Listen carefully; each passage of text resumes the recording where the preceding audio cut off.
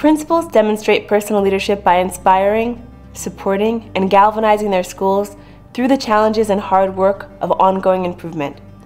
This is why a principal's ability to motivate others is such an important factor that undergirds all of the other categories of the TLF, leading to student achievement gains, successful management of adults, and a culture that nurtures relationships with all stakeholders. People want to believe in their leader, and they want to feel like they can trust their leader, and they want to feel like that they can come to their leader if they have questions or concerns. And they also want to feel like some things are taken care of and handled, and that we're all heading in the same direction. Good morning, guys. Good morning, good morning, good morning, good morning, guys. Good morning, guys. Each lever of the personal leadership category describes a different behavior that leaders must demonstrate when supporting school success, and speaks to the principal's overall belief, intent, and approach to students, staff, families, and the community. You ready? These leadership styles are important regardless of the current state of your school. Belief-based and goal-driven leadership requires an unwavering belief in the ability of all children to achieve at high levels. These leaders inspire with a concrete pathway to realize the school's vision. They set ambitious but achievable goals. They maintain a sense that working together, they will reach those goals and hold themselves and others accountable for reaching those achievements. As a leader, making sure that you both model the beliefs that you want your teachers to hold and hold with students is very important. And we've got to be inspirational. We've got to communicate to our teachers and communicate to students that we believe that all students can learn, and that it's actually the responsibility of adults to make sure that they do. I basically lead by example. I think the connection to the prior learnings was very, very good. We have high expectations for them, and those expectations are communicated to our parents and to the community and to any partner that comes into Nobel and wants to partner with us. And Nobel has been successful in ensuring that every child that comes across these doors lives with a mentality of success, and that they can do whatever they want if they put enough effort in the things that they want to accomplish. Being a former teacher myself, I understand how critical it is for the school to be able to have a culture of high expectations where people feel understanding and happy, and the students are moving in the right direction in terms of achievement. My goals for the school is that children have an experience that is equal to or beyond any other child in the country. I want them to have those experiences so that they never feel like they're limited by their history or their home experiences or by any adult that they may, but they just have this joy for life. Yeah, that's what I want. We recognize that leaders must consciously strive to create an inclusive environment that removes limits that have prevented all groups of students from being successful in school. That begins with every leader developing an understanding of their own individual biases and perceptions, as well as the ways in which they are perceived by others. It includes actively addressing statements and structures of bias, cultural incompetence, and/or prejudice to ensure that the school is a safe and supportive place for all students. We do work in our professional development where we are able to talk about the ways in which we can both put practices in place in our classroom in order to demonstrate equity for students, but also the ways in which we might not recognize that bias or other issues of equity are coming up in our own practices and leadership. So we're able to create spaces for staff to talk about this. We're talking about we really need to work towards justice as opposed to just equality and diversity. And in order to do that, we need to understand the struggles of the LGBTQ community. We need to understand the struggles of our Black community, of our Latino community, of our, of all these communities that are currently working towards equity. And understanding that as adults, in order for our children and the students to become full citizens and active citizens and allies, we have to unpack our own prejudices and our own misconceptions and understand ourselves before we can actually teach others. It has just intersection. To empower our communities to like fight for justice. That's Allied behavior is just one of the behaviors, yeah, right, that we're looking at. Which then goes into the framework.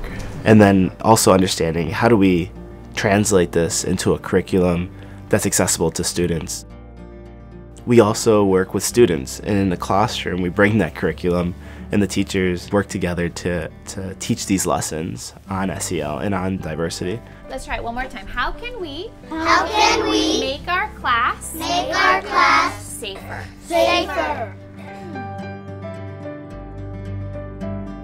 To create change in a school, a leader builds strong and trusting relationships with multiple stakeholder groups.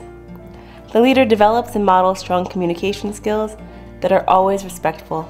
Leaders personalize their messages to address the questions and the needs of each key stakeholder group and each individual. It's important that families feel heard and listened to. Students want to be heard and listened to. Staff want to be heard and listened to. So what are the ways in which we can really stop and listen to each other so that we can try to hear? And I really think that building those relationships is key to making people feel like they're doing the right work and that that work is valued and that their person is valued. When I first walked into PAL, I think I had a very different leadership style than I have now. I think I was very directive, and I think that's what the school needed at the time. Now it's more collaborative and servant leadership. I want teacher leaders to be very present and have the voice and to be able to articulate the mission and how we do things better than I can, because I want the school to be theirs. I think also to be honest about that change in leadership style helps develop trust with the stakeholders, whether that's the teachers or the parents and the students. One part of developing trust is being very transparent. Part of that transparency is listening to the dissenting voice. That voice that maybe says, Dokal, you're not really doing a great job. This is hard to listen to. But by listening to that dissenting voice, maybe it's one staff member, but that voice really helps you know the direction in which to go, and that will help you also develop trust.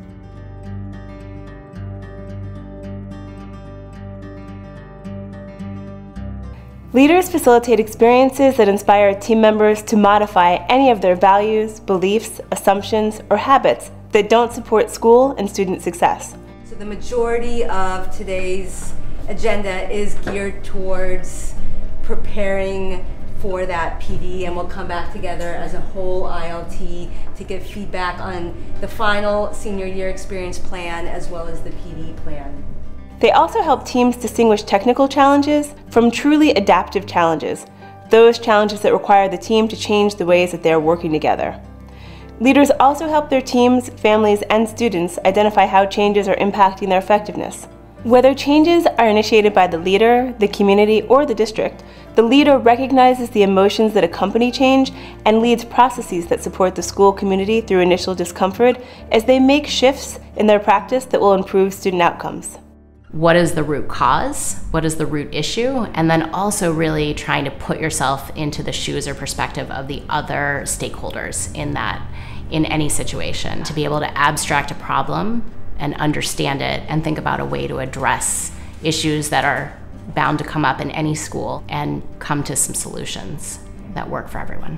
So we're a very dynamic school that changes year to year and is constantly reflecting on what we do as well as our data to make sure that all of our students are getting access and performing at the level that we want them to. So we're constantly evaluating. We recognize that that was a pattern this year, so we'll do things differently the following year.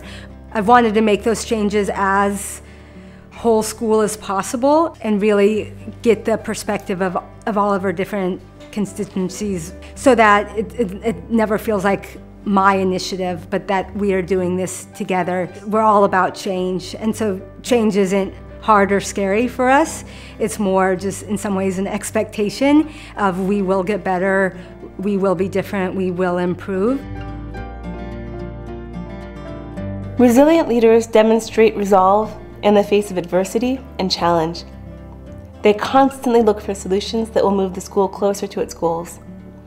These leaders also reflect on their actions and they consciously use feedback and criticism to improve their leadership. Resilience is one of the things that we ask our students to come with and that we try to build in them. And I think that sometimes we as adults forget about that. I think it's important that we as adults be resilient. Schools are hard places. Things are messy and there are always imperfect solutions. And one of the most important things that we can do is to be resilient. When I first came to Hamilton, it had already been a very high achieving school historically. They had what's called a moratorium, which means that once they reached a certain enrollment by September, they would not have to accept any more students. They could always maintain consistency throughout the year and maintain small numbers. And so they had achieved really greatness around that.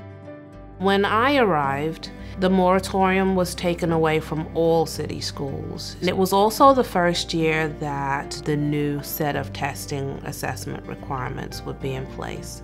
So there was a lot of change at the school.